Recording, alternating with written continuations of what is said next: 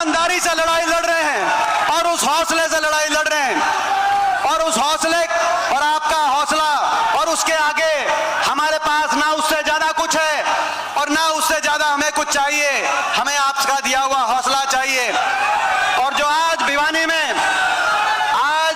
में चारों तरफ जो भिवानी को जाम करने का काम आपने किया है, सारे रिकॉर्ड तोड़ने का काम किया बारिश में, और ये सामों की बुआरी चल रही है। सम किसान और मजदूर जानता है कि कितना, जब बारिश कल हुई तो आज कितना पीक का टाइम है काम करने का। सामों की बुआरी चल रही है। उस समय आपने जो हौसला दिया है, सरकार की, खट्टर सरकार की चंडीगढ़ में, मोदी सरकार की दिल्ली में नींद उड़ाने का आपने आज काम किया है।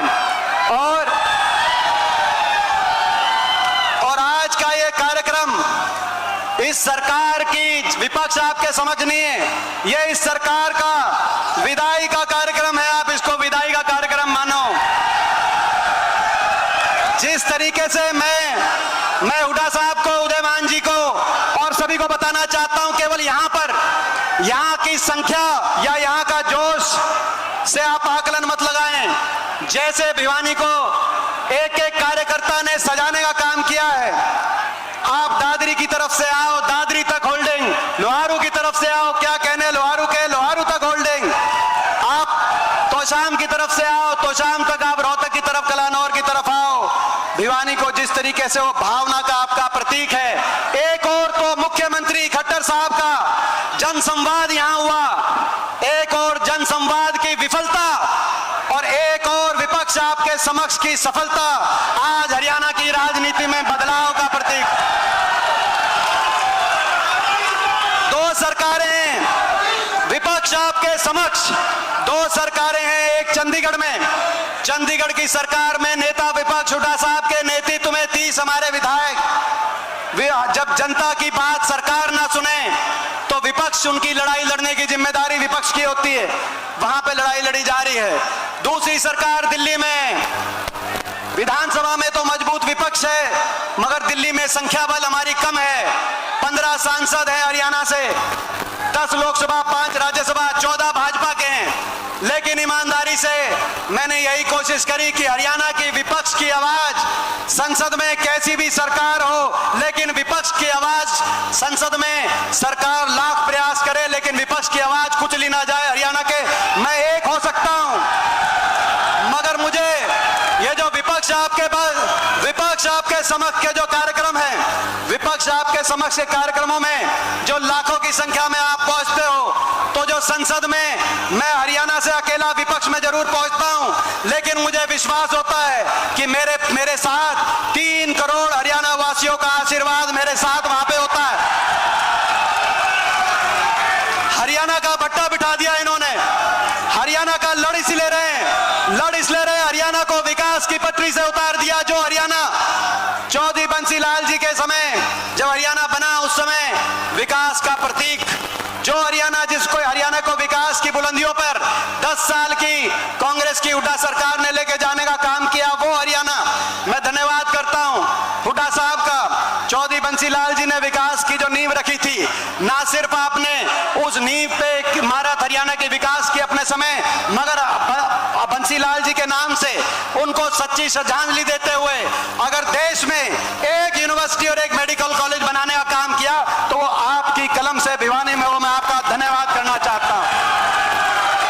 वो हरियाणा जो आपके समय विकास में देश में नंबर 1 पे माना जाता था, हुड्डा सरकार में प्रति व्यक्ति आय, प्रति व्यक्ति निवेश, विकास दर में, अभी विजेंद्र बोल रहे थे, विजेंद्र बॉक्सर खिलाड़ियों के सम्मान में देश में नंबर 1 पे, किसान के हकों के फैसले में, चाहे 1600 करोड़ के बिजली के बिलों के माफी थी, कोऑपरेटिव के कर्जे की माफी थी, गरीब के कल्याण में चाहे 100 गज के प्लॉट का फैसला था, चाहे मकान का फैसला था, चाहे स्कूल में 20 लाख बच्चों के वजीफे का फैसला था, जो हरियाणा बुढ़ापा पेंशन में देश में नंबर 1 पे 2014 तक माना जाता था, इस खट्टर सरकार ने विकास की पटरी से उतार दिया उस हरियाणा को।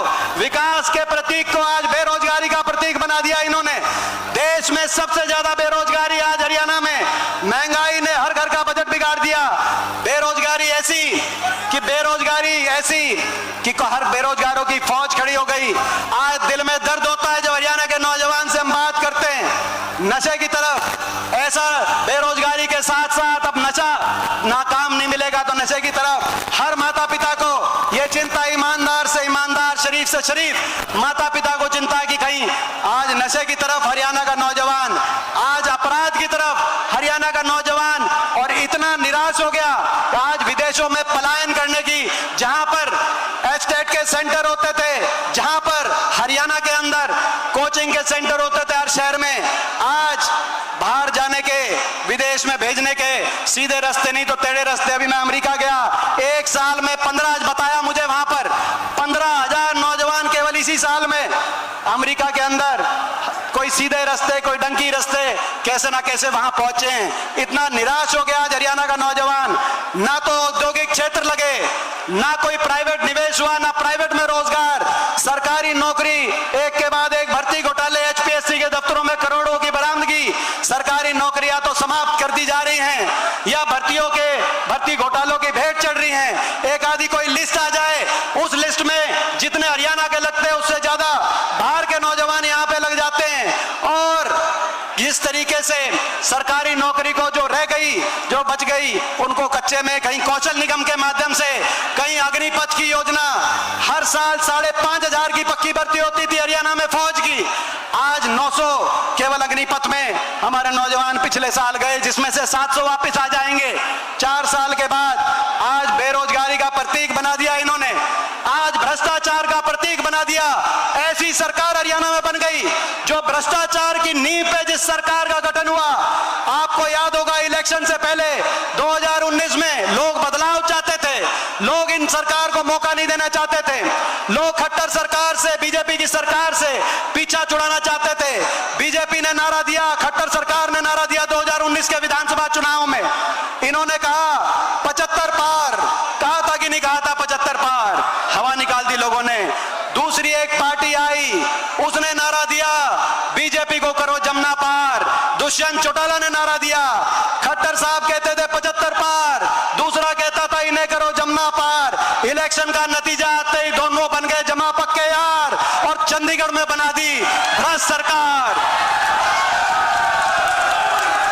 और लोग कर रहे हैं, जनता कर रही है हाहाकार। मैं कहना चाहता हूं, कहा कि हुड्डा साहब ने कहा 31 हमारे विधायक, दिल्ली में हमने कहा कि आप ये 10 सीट बीजेपी के खिलाफ जीते हो, आप हमारे साथ आओ, कांग्रेस को समर्थन दो। जेजेपी पार्टी वालों, दुष्यंत चौटाला, हुड्डा साहब ने कहा जो पार्टी 5100 पेंशन देगी मैं उस पार्टी को समर्थन दूंगा। मैं पूछना चाहता हूं, वो 5100 पेंशन आई या नहीं आई, मैं आपसे पूछना चाहता हूं। 5100 की पेंशन का समझौता नहीं था, आज 4 साल के बाद भी 5100 पेंशन का समझौता नहीं था। हरियाणा में भ्रष्टाचार की छूट का समझौता था, लूट की छूट का समझौता था। महकमे इस आधार पे बांटे गए, इस आधार पे महकमे नहीं बांटे गए दिल्ली में बैठ के कि काम कैसे होगा लोगों का, अपनी कमाई कहां से आएगी, इस आधार पे महकमे बांटे गए। शराब का महकमा किसके पास गया, एक्साइज का महकमा, ये हर रोज भ्रष्टाचार, एक घोटाले हर रोज निकल रहे हरियाणा के अंदर। इस आधार पर भ्रष्टाचार की प्रतीक, और ये हम क्या बताएं, महकमे कैसे बांटे गए और कौन भ्रष्टाचार कर रहा है, ये हम क्या बताएं। ये तो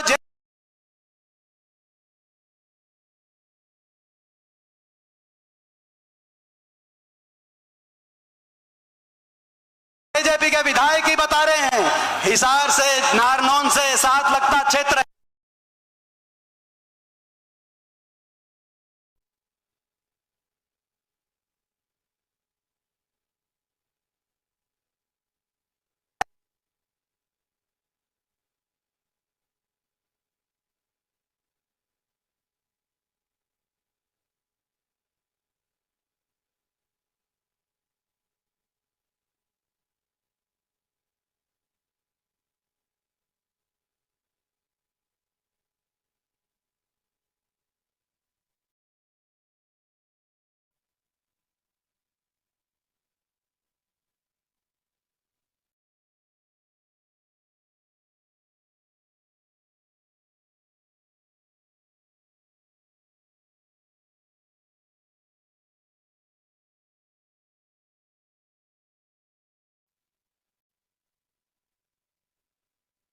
750 जब चिता जल रही थी हरियाणा में, तब ये कहां थे? मैं पूछना चाहता हूं। मैं धन्यवाद करता हूं हुड्डा